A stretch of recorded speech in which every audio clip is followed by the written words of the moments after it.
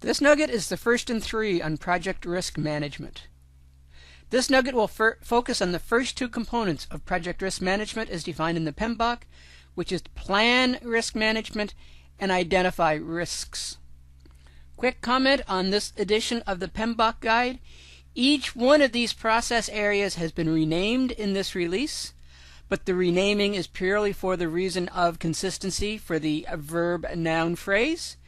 The intent of project risk management in this version of the PMBOK guide is consistent with what it was in the previous version. So edition 4 PMBOK, project risk management, although substantial renaming of the processes is very consistent with what it was in the previous release.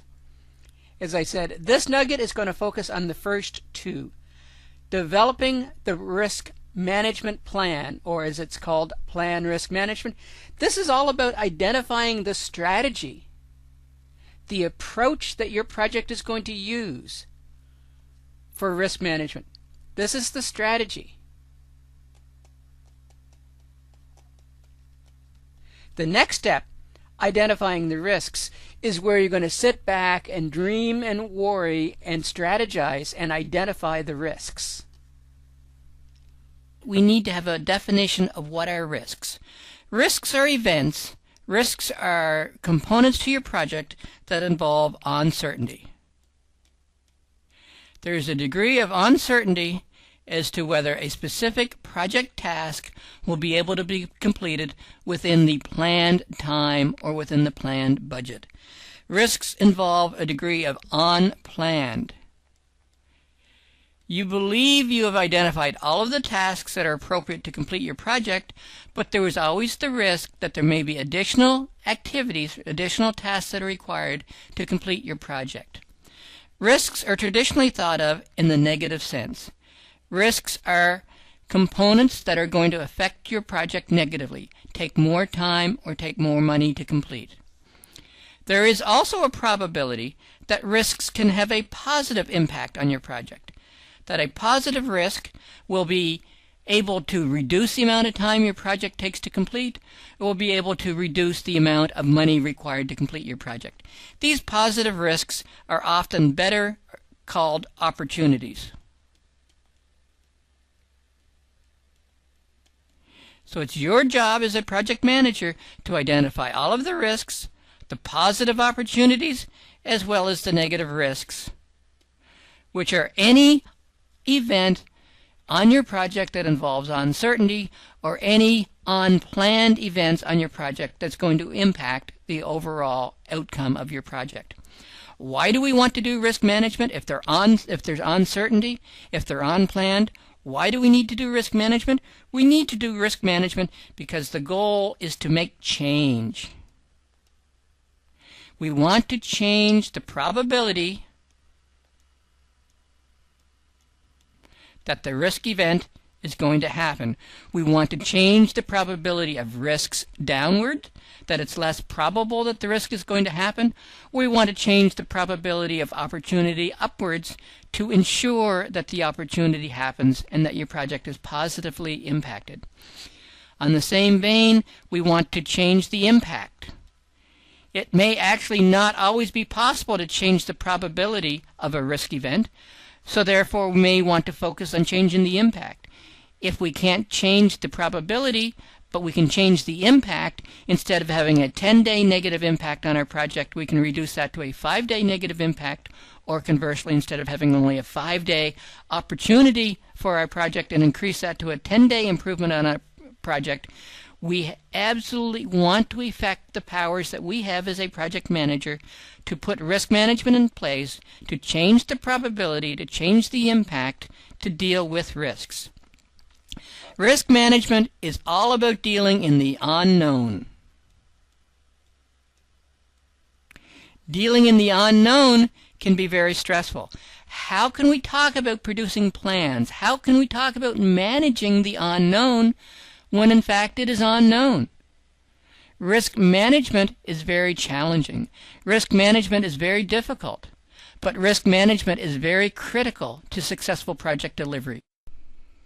The first step in project risk management is development of a project risk management plan. Basically, the identification of the strategies and processes that you will be following to manage risks throughout the project delivery lifecycle.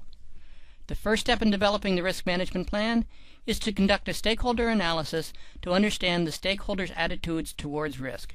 Are they risk seekers or are they risk avoiders? When I am talking about risk seekers or avoidance, I'm not talking about individual preferences, whether a specific stakeholder would rather stay at home and play chess, or whether that stakeholder would rather go out and participate in an extreme sport such as rock climbing or skydiving. I'm talking about the overall risk attitude for the project. Is this project a risk-seeking project, or is this project a risk avoidance project? Your first reaction to that may be, no project in a business environment should be risk-seeking. Businesses are not about taking risks. Businesses are about ensuring the continuity and stability of the organization. While that is true, there will be instances where project-based risks or projects will want to take on risks to ensure the project achieves the overall organizational strategy. If the project is initiated to develop a new product, or the project is initiated to develop a breakthrough approach, allowing the organization to deliver a new product, new service, to differentiate their product or service, that project should be a risk-seeking project. That project should be willing to take risks to develop that breakthrough strategy. At the end of the project, if the risks are too much and the project fails, it was a learning experience. The business still continues with the status quo, and they will simply start a new project with a new set of risks, with a new strategy to develop the next breakthrough strategy. Other projects where they're make-or-break situations, if this project fails, the business will be in trouble, absolutely need to be risk avoidance projects. You need to ensure there's sufficient structure in place in your project. You need to ensure there's sufficient contingency and processes in your place to mitigate and eliminate project risks before they're encountered, to ensure that your project does successfully complete. You need to understand the overall corporate factors. Is your overall corporation a risk-seeking corporation, or is your organization a risk avoidance organization?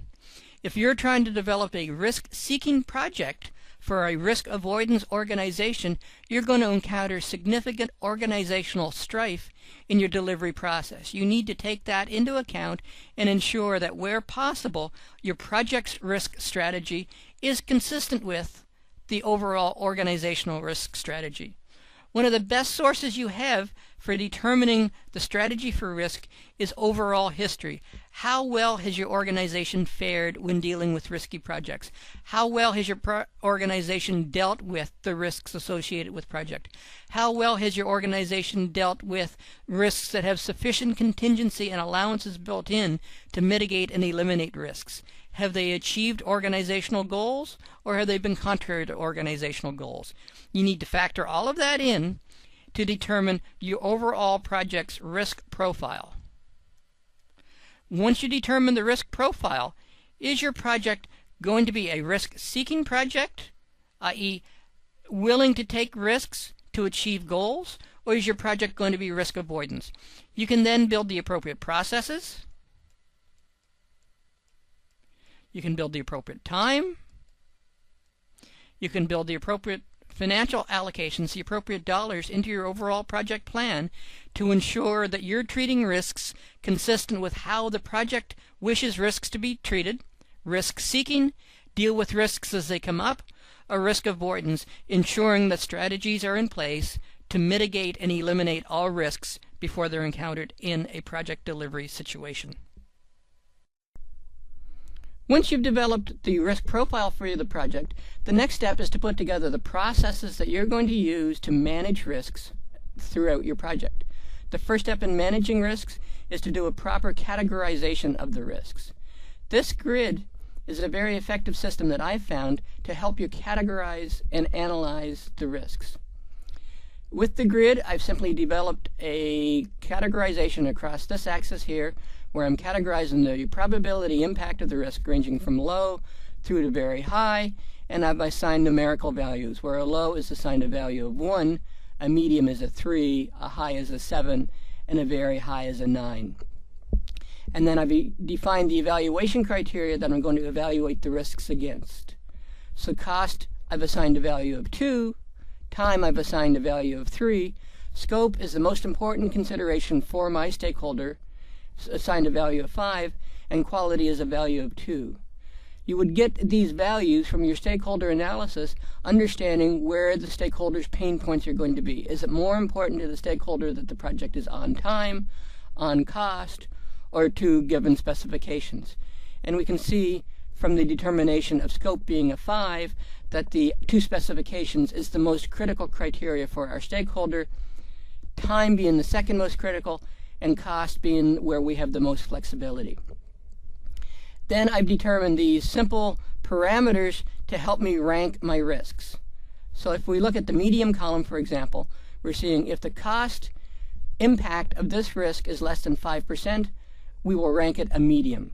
If the time impact is less than 10 days, also ranked a medium. If we're saying there is no significant scope impact, no significant impact is related to scope, it's going to be a medium. And if we have no anticipated problems related to quality, it's going to be a medium. And as you can see by the example that I filled in already, if you put a 1 in the column, so the time impact is less than 10 days, we put a 1 in that column, it's going to do the math and give us a value of 9 as the risk impact based on the time axis. And the 9 is simply the multiplication of the weight for medium of 3 times the weight for 9 is 3. You would complete this for each of the other 3 criteria, and you would come up with a resulting ranking for the risk, where the ranking is determined by low if the sum is less than 50, medium if it's greater than 50 and less than 75, or high if it's greater than 75. Now each of these numbers, the ranking of low, medium, high, the evaluation of the weights for cost, time, scope, quality, and the rankings for the impact probability will be determined by you as part of your stakeholder analysis. The key is developing a consistent methodology that you're going to use to apply and thoroughly analyze each of the risk situations to ensure its relevance, to ensure its impact, to validate how the project needs to deal with the risk. We'll be coming back to this grid later in the nugget, and we will be completing it based on some actual risk scenarios that we'll be identifying. With the stakeholder analysis complete and the completion of our risk probability impact assessment matrix, it's time to actually document our risk management process. We do that through the development of the risk management plan. The risk management plan is simply a comprehensive document that consolidates all of the information related to how you're going to manage risks on your project. Here, if we look at a sample table of contents for our risk management plan, we have the executive summary, the risk management approach. The risk management approach is going to be the consolidation of the stakeholder analysis, your strategy for dealing with risks, whether this project is going to be risk adverse, whether this project is risk seeking, and actively defines how you're going to manage risks on the project. The next step towards that is defining the roles and responsibility. Who is directly responsible for risk management in the project? What role will the project manager play? What role will the team play? What role will the other stakeholders and the project sponsor play? You'll define the risk categories. How are you going to categorize risks? Categorize risks by technology, by human resources, by business, specific criteria, specific categories for how you're going to identify and categorize the individual risks that you're going to be tracking on your project. The risk probabilities and impact area essentially is the consolidation of our risk assessment and impact matrix. It's the process you're going to follow to categorize, to document, to understand risks on your project.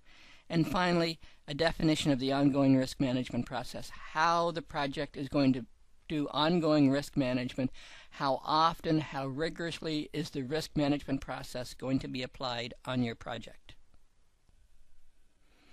With the completion and approval of your project management plan, the last step in project planning is the identification of the risks for your project.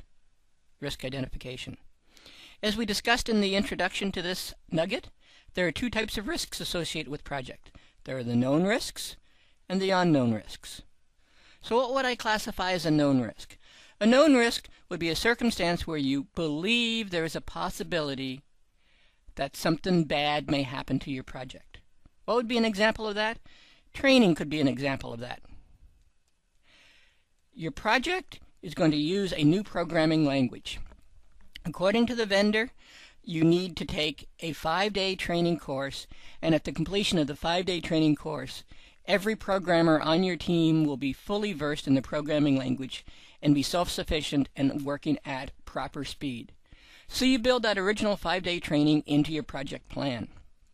But as a wise project manager, you have this fear that there will still be some learning curve. There will still be some issues with learning the new programming language, even at the end of 5 days. That's the risk. The risk is at the end of 5 days, the team will still not be fully versed in the programming language. So therefore, you need to identify that there's a risk that you may need more training. You may need more time. You may need more dollars to provide more training to the team if at the end of the 5 days, when the team is back on the job site, they still aren't performing according to plan. Other known risks could be technology risk, server capacity. Going into the project, you believe you have sized the server with the appropriate capacity to satisfy the application requirements. But there's not a line of code written. There are no measures against how well the application will actually perform. You believe you have sized the server appropriately, but there's a risk that you may need to build a bigger server. There's a risk that you may need more CPU. There's a risk that you may need more memory. Therefore, you need to build in a contingency of specific dollars to build out the server as required once the application is in place. So training, server capacity are examples of known risks. Known risks are where you have taken the appropriate action to develop the project plan based on the information you believe is appropriate for project delivery. The risks are, based on your experience, there is a possibility, and that's the key to risk management. There is a possibility that additional training may be required, or there is a possibility that additional server capacity may be required. Unknown risks are a very different scenario. Unknown risks are unknown. You can't specifically say there is a training risk or there is a technology risk. Unknown risks is simply an allocation of additional time, additional funds to your project to cover all of the unknowns. So unlike training and server capacity, where you can allocate specific time and specific dollars to specific circumstances, unknowns requires a general contingency. Unknown risk requires a general buffer.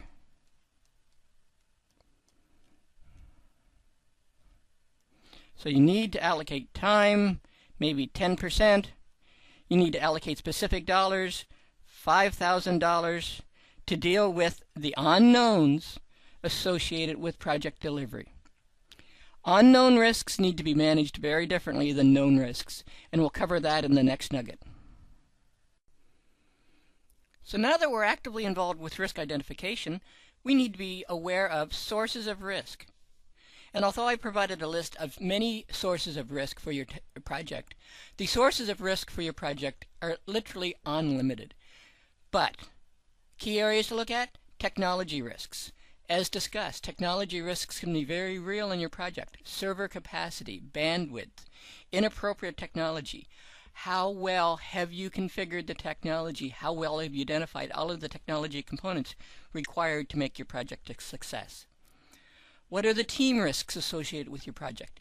Team risks can be training related, as we discussed. Team risks can be human-based. Will your team work together? Does your team know each other? Will they be going through the standard team creation process of storming, norming, forming, and performing? Will you be able to get the team to the performing stage? How well will the team work with you? Will the team like your project management style, or will the team not work well with you? What are the issues related to scope? How well defined is the scope? The better defined the scope, the less risk. The more loosely defined the scope, the more avenue of risk that's going to come out and impact your project. What's the status of the business? Is the business in a growth mode? Is the business in a stable mode? Is the business in a decline mode? Businesses in stages of rapid growth will be directly interested in changing the scope related to the project. Therefore, again, a rapid growth business will often relate to more risk for your project. What's the current state of the economy? When the economy is good, there's typically more money available for projects, therefore less focus, less scrutiny on projects. When the economy is poor, there is absolute focus on projects to do more with less. Therefore, there is more risk to your project, that your project will be challenged. Therefore, you must build that into your project management plan. What's the status of competition? Is your company actively trying to keep up with the competition? Hence, more risk. Is your company leading the competition? Again, more risks. You need to be aware of each and every component of these and what impact the technology, the team, etc. is going to have on the project composition and therefore on the risk elements that it's going to impact your project during delivery mode. As we talked about, there are known risks.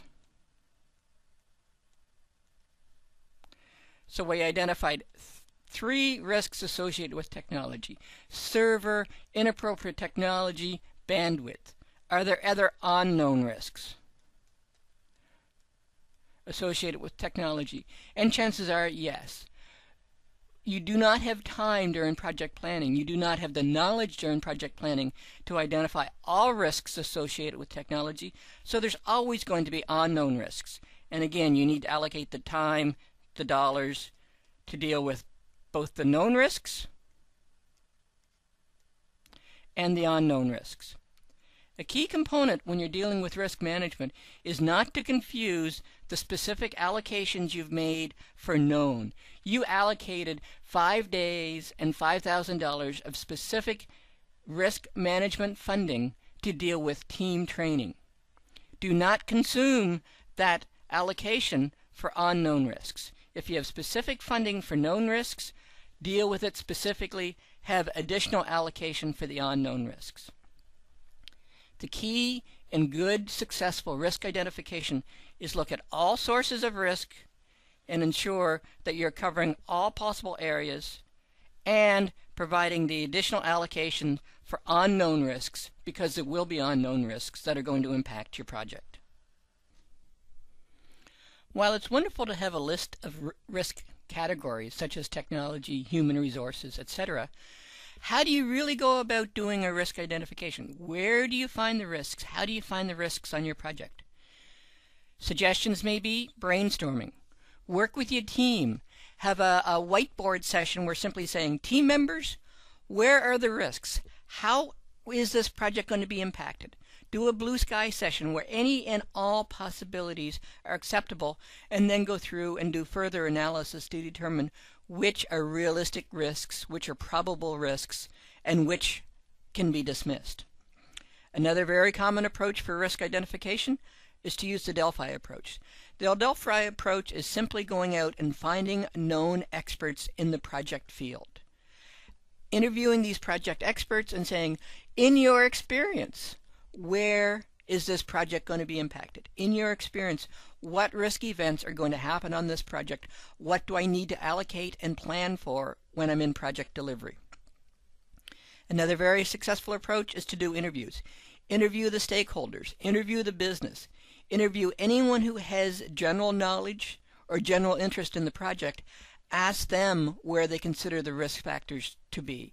Ask them what impacts the project is going to have. Ask them what you need to do to make the project more successful. Often when you're doing interviews, you will get a very high-level definition of project problems. You may need to do a root cause analysis to drill down to further define, to further analyze the high-level risk scenarios identified during the Delphi technique by the experts, during the interviews with the stakeholders in the business, to do the root cause to identify truly what are the project problems. Sometimes you need to do a SWOT analysis. Swoop in, do a high-level first cut.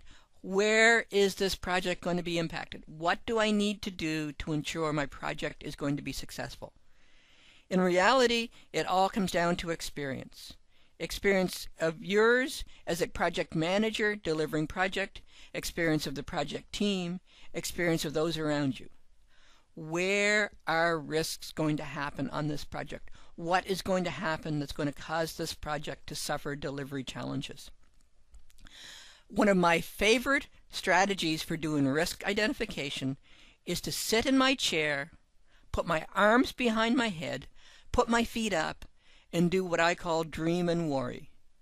I dream and worry about successful project delivery. I dream and worry about what is going to impact my project, i.e., I do risk identification. Dream and worry is a very important component to effective project management. Project management is not all about managing the numbers. Project management is not all about walking around, taking the pulse of the team, taking the pulse of the stakeholders. Project management is also about dreaming and worrying about what is going well in your project, and dreaming and worrying more specifically about what can impact your project. Doing specific risk identification, putting together the strategies to minimize, to mitigate, to eliminate the risks before they come in and impact successful project delivery. So having completed our risk identification process, we will use one of the risks that we identified earlier, inadequate training. So we go through and do our probability and impact assessment. First, we identify the risk, inadequate.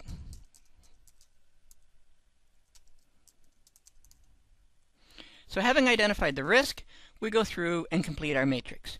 We analyze the impact of inadequate training is going to have on cost, on time, on scope, and on quality. So in terms of cost, is it going to have an insignificant impact? No. We know we're going to have to do additional training, which means additional costs. Is the cost impact of training going to be medium, i.e. less than 5% of the total project budget? We know how much the additional training is going to be compared to the total project cost, and we determine that yes, in fact, it will be less than 5%, so we put a 1 into that grid. Then we look at time. What impact is inadequate training going to have on total project timelines? Insignificant? Absolutely not. Less than 10 days? Less than 25 days? Greater than 25 days. In this case, the impact is going to be greater than 25 days. We have the additional 5 days training times the number of team members we have on our team, plus the time lost when they went back to their desk before we realized that we had to bring in additional training. So we put a 1 into that grid. We look at the scope impact. What impact is inadequate training going to have on scope? Well, it's simply the delivery aspect of the programming, so it should have very minimal impact on scope, so we will put a 1 into the column for insignificant. And we look at quality. What impact is inadequate training going to have on the quality of the final deliverable? There's certainly going to be an impact related to quality because they're going to be delivering poor code. So is there a potential for problems, or is there going to be definite problems? It's going to be one of the two, and in this case, although the inadequate training is going to result in poorer code, it's probably not going to significantly impact the total project delivery environment. So we put a 1 in there, and now we see the total risk impact for the project. This risk of inadequate training is being ranked as a medium possibility, a medium grade risk for our project. And that's simply the result of the addition of a 6 computed for cost, a 27 for time, a 5 for scope, and a 14 for quality. So taking all of those together, we add them together, and it's assessed to be a medium, and that's simply because the result is greater than 50 but less than 75. So having done the specific analysis of one risk, we need to put it into our risk register to ensure the risk doesn't get lost. So we again identify the risk, inadequate training,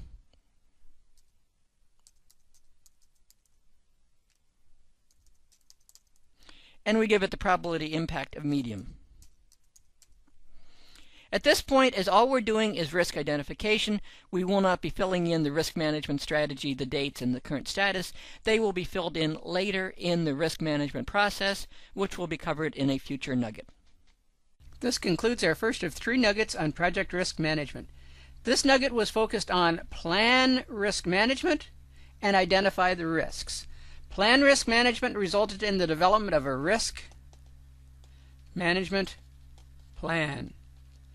It identified our strategy for dealing with risks. Is this a risk-seeking project, in which case our strategy is minimal, or is this a risk-fearing project, in which case our strategy, our risk mitigation strategies are very significant? It's important to have a detailed strategy in place for understanding how you're going to deal with risk management. And then the last part of this nugget, we focused on identifying the risks. Where do risks come from?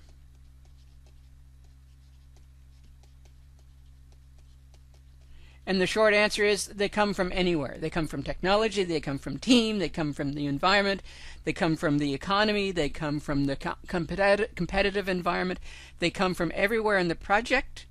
And we talked very initially about trying to categorize the risks. Are these critical risks? Are these risks we must deal with? Or are these risks that potentially are of a lower impact, a lower probability, and therefore something that we can possibly ignore? In our next nuggets, we'll take that analysis a little bit further. We'll further qualify and quantify the risks, and then we'll develop the specific responses that we're going to take to minimize the impact the risks are going to have on our project. And finally, we'll monitor and control the risks to successful completion throughout our project. This concludes our nugget on project risk identification. I hope this video has been informative for you, and thank you very much for viewing.